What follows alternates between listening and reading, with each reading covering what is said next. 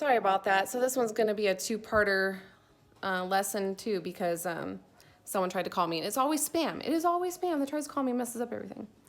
All right, anyways, so let's put this in standard form and take care of it that way.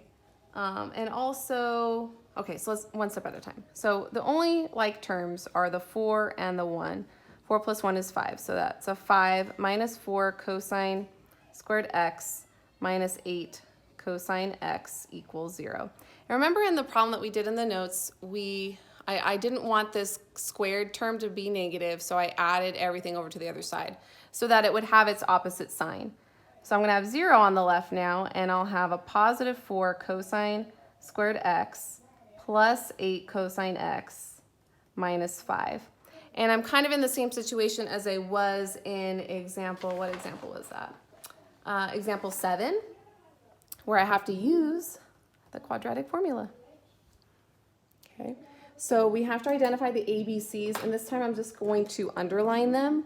So A is 4, B is 8, C is negative 5, and then we'll use the Pythagorean theorem. So that would be, in this case it's cosine again, so cosine of x equals negative b plus or minus the square root of b squared minus 4ac all over 2a. Okay, so that gives me cosine of x equals, so I'm going to have negative 8 plus or minus, okay, so negative 4 times negative 5, I'm going to have a double negative, so that's going to be positive. So I know that this is 64, 8 squared is 64, 4 times 4 is 16, what's 16 times 5? 16 times 5 is 80, so I basically have 64 plus 80, so I'm going to add 64 to that, and I get 144. Hey, I know the answer to that. I'll take care of it in the next step. So cosine of x equals, the square root of 144 is 12, so negative 8 plus 12 is 4, so it's going to be 4/8, which reduces to 1/2.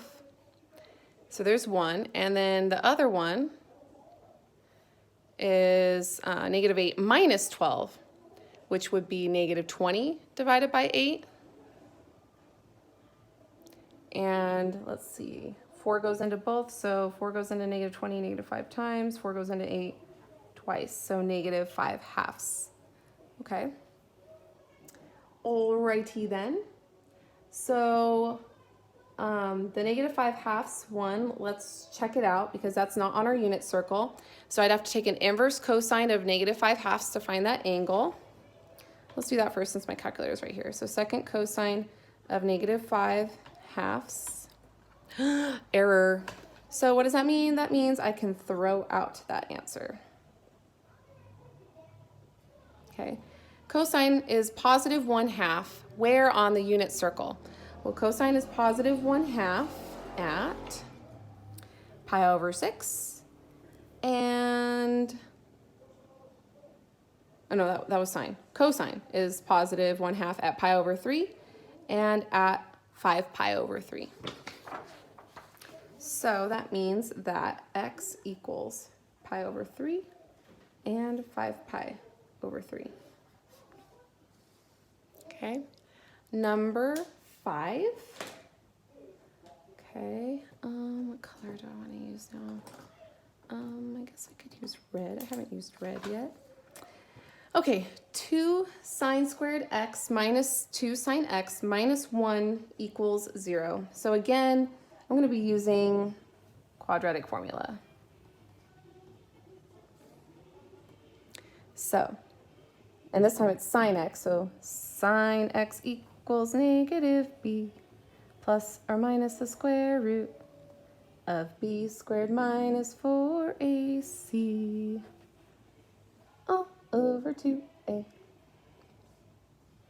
Okay, so I have a double negative right here. I have a double negative right here.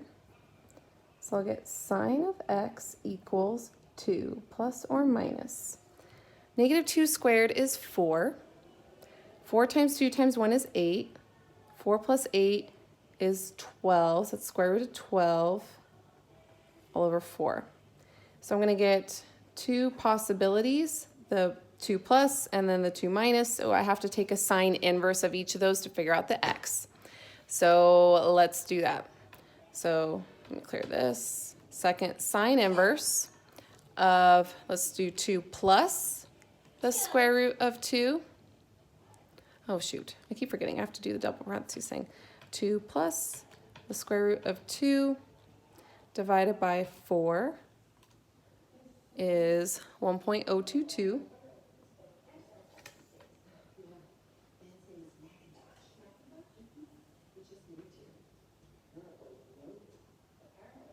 I'm wondering if I did that right. Let me double check, so that's not what I got in my answer here. So let me try that again. I'm in radians, sine inverse of 2 plus the square root of 12 divided by 4. Oh, I put too many parentheses. Divided by 4.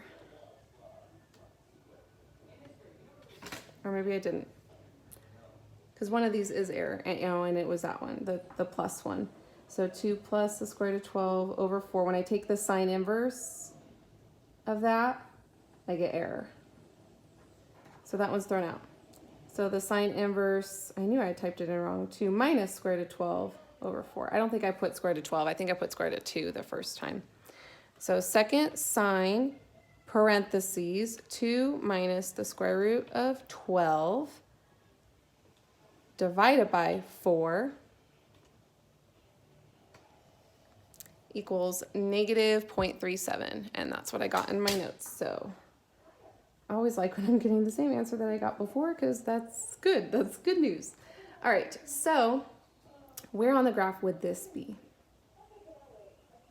Where on the graph would the sign be? Well, what kind of a number is this? Is it positive or negative? 2 minus the square root of 12, and then divide that by 4. It's a negative number, okay?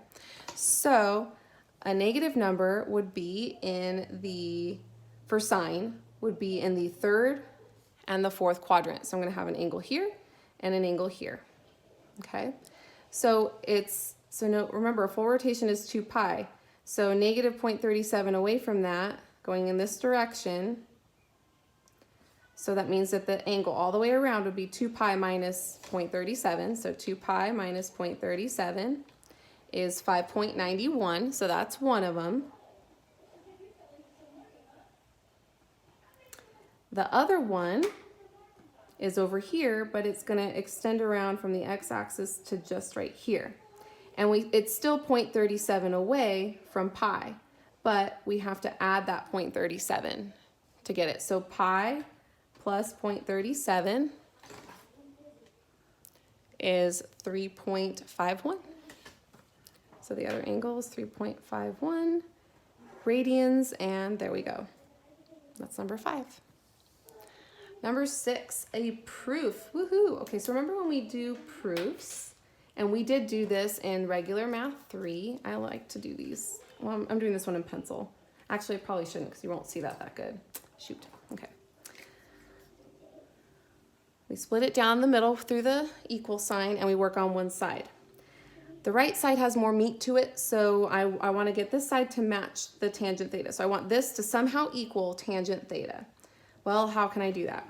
Well, first of all, I'm noticing something. I'm noticing that the denominator there, I'm going to use my highlighter for that part.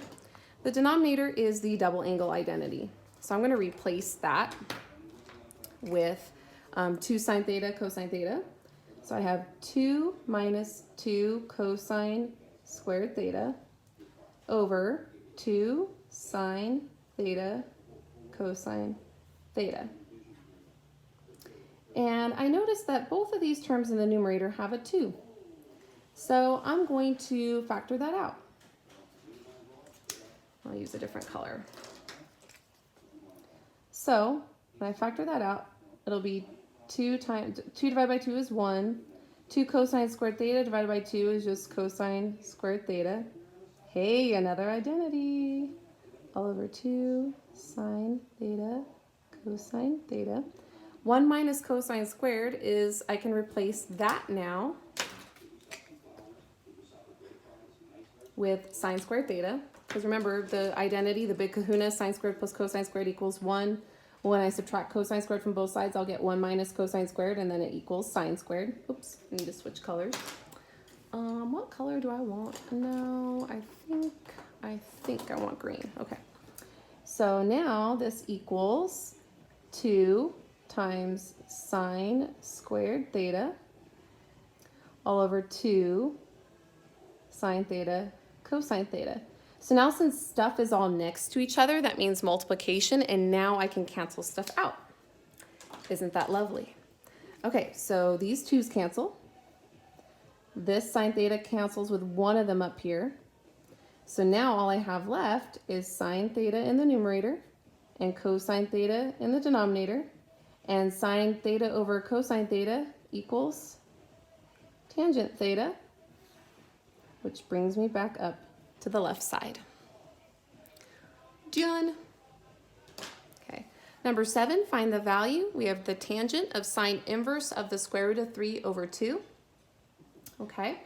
Well, I need to decide on what marker I want to use. I think I want to use a red. No, I use red up above. Let's use, oh, shoot.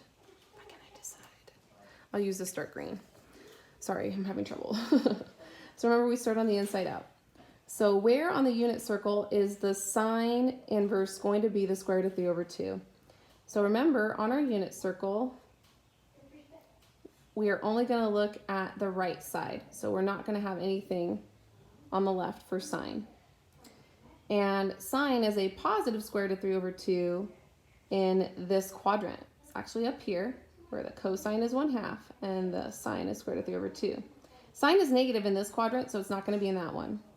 Okay? All right, so that value is a pi over 6. Oh, no, pi over 3, because it goes pi over 3, pi over 4, pi over 6, pi over 4, pi over 3. Sorry, it decreases. All right, so that means I'm going to have the tangent of pi over 3, and now I need to figure that out. Well, the tangent of pi over 3 is sine over cosine. Well, the sine is square root of 3 over 2, and the cosine is 1/2, so I have to divide by 1/2, but dividing fractions easy as pi. Flip the second and multiply. So flip the 1/2 to 2 over 1. The 2's cross cancel, and we just get the square root of 3. And then number 8. Says write the equation of the sine function pictured. Okay, and this is the form that we're using. And so let's see what we have here. It doesn't look like the midline moved. So it looks like the midline is still the x-axis, which means that there was no vertical shift. So there's no d value that I'm going to have here. Okay, looking at those clues. I see that this is a sine equation. So that means if I think that it starts at 0, 0 like the parent function does, that means if it's down here, it might be a reflection, and it would be cosine, so that doesn't even make sense. So that tells me that to start on the midline, it must be starting right here. And that's halfway between 0 and pi, so this must be pi over 2. So this halfway mark between pi and 2 pi must be 3 pi over 2. Okay? So it got shifted over by pi over 2. So I know the c value, because it went to the right, is minus pi over 2. There's no d value, so 0. The b value is the period, okay? And I need to figure out what that is. But I'm going to work backwards. I need to figure out the increments first. Can you see that? Yeah. Increments. So remember, the increments are the period divided by 4. Okay? So the period is 2 pi over b divided by 4, but I could tell that my increments are in pi over 2. 0 plus pi over 2 is pi over 2. Pi over 2 plus pi over 2 is pi. Pi plus pi over 2 is 3 pi over 2, and so on. So I know that my increments are pi over 2. okay? And that was equal to 2 pi over b. So I can cross multiply, so I could solve for the b value. So I'll get b pi equals 4 pi. Divide both sides by pi, and b equals 4. Okay? And then the amplitude is obviously 2 units up and 2 units below. So y equals, the a value is 2, sine, the b value is 4, of x minus pi over 2. There was no plus d, so that is it. Okay? And that's everything. So that's it, girly. So if you have any questions, please let me know, and make sure that you upload your work into that Drive folder that I shared with you. And that is it. So have a good one. Come join one of my Zooms, please, and say hi to me and let me know how you're doing. Or email me if you don't feel comfortable joining a Zoom. And I'll talk to you later. Bye.